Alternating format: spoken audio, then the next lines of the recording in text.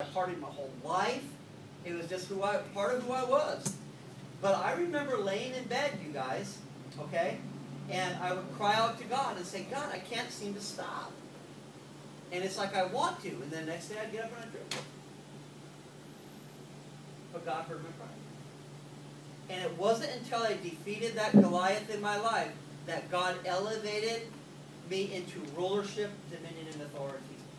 And now I have influence over hundreds of people's lives. Why? Because I defeated the enemy of my soul. Consider it all joy, brethren, when you encounter various temptations and trials. Knowing. Everybody say knowing. So we have to know something in the midst of it.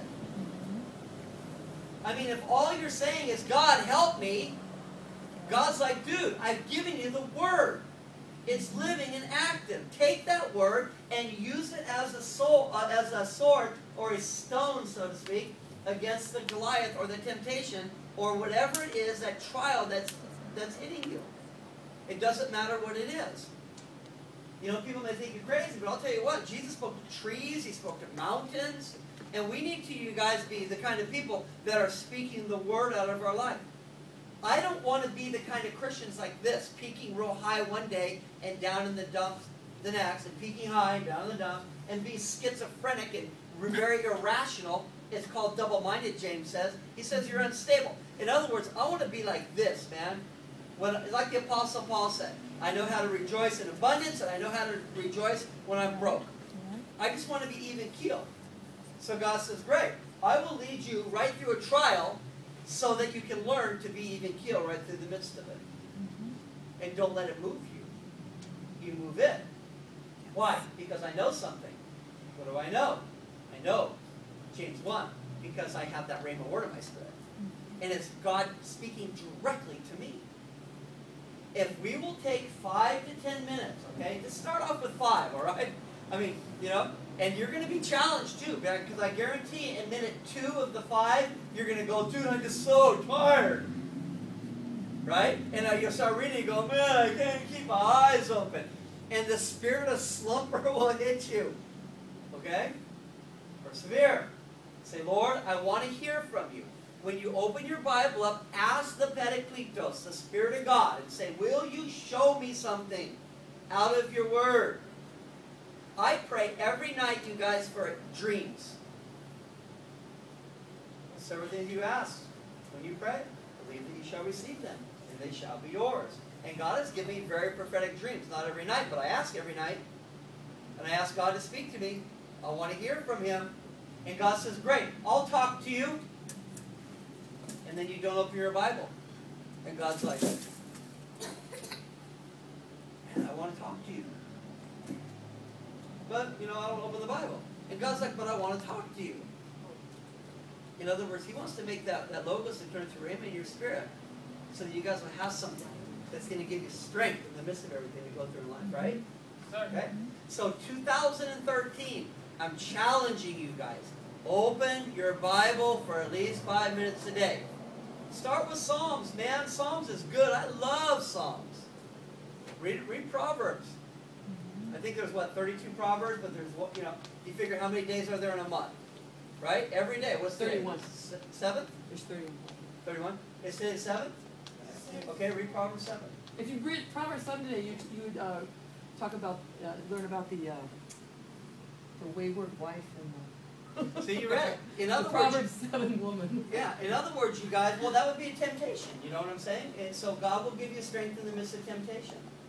And then go through Psalms 1 through 7. Then next month, do Psalm 1 through 30. And then go through, 31, 32, 33, and then go through it. And you guys can just thrash it out. But, that's something, it's a methodology to use. But I'm telling you guys, I'll ask God something. I'll say, what do you want to read? He'll say, open the book of Corinthians.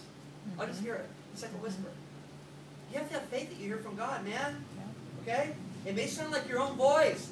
It may sound like my voice. It may sound like your parents' voice. It's the people who speak to you.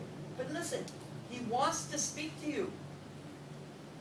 I mean, I've had some bizarre stuff happen in my life. I remember, you guys, when I first started going to Hope Chapel Couple A, I was up praying, and the Lord told me, totally bizarre. he told me, he says, I want you to go to the pastor, and I want you to tell him that, and I didn't know the pastor at all. I was brand new to the church. He says, I want you to go to Pastor John Arnold. He says, I want you to tell him that I see him at night.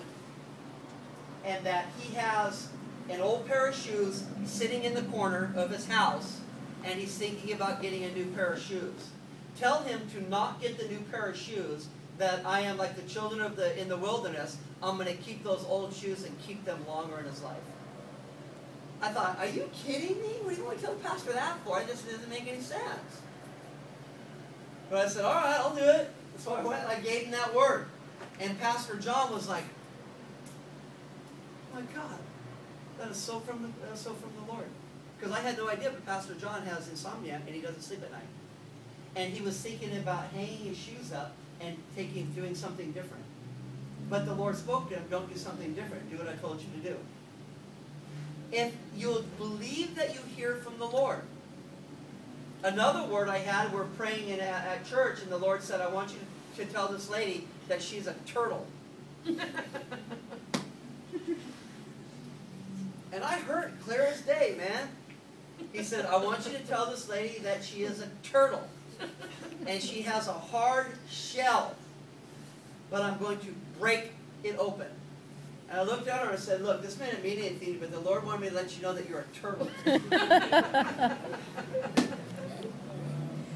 And the next couple weeks later, right, because we go to different services and whatnot, and all of a sudden Pastor John's preaching. He goes, man, the Spirit of God showed up in this place. One of my people at the congregation came to me and she goes, I don't know who this guy was. I've never seen him before. But he came up to me and he told me I was a turtle. And it's exactly what the Lord was speaking to me. How weird. This is how God works, though.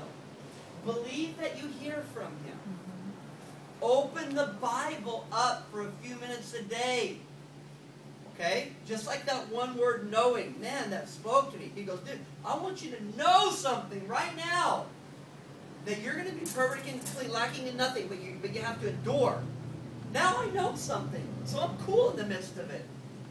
But if I didn't open my Bible and get that rhema word, I'd be going, man, why does everything seem like it's falling? You know what I mean? And then I'd be like the children of wandering around the wilderness. Murmuring, and complaining, and griping. Instead of having a rhema word that's coming out of my mouth.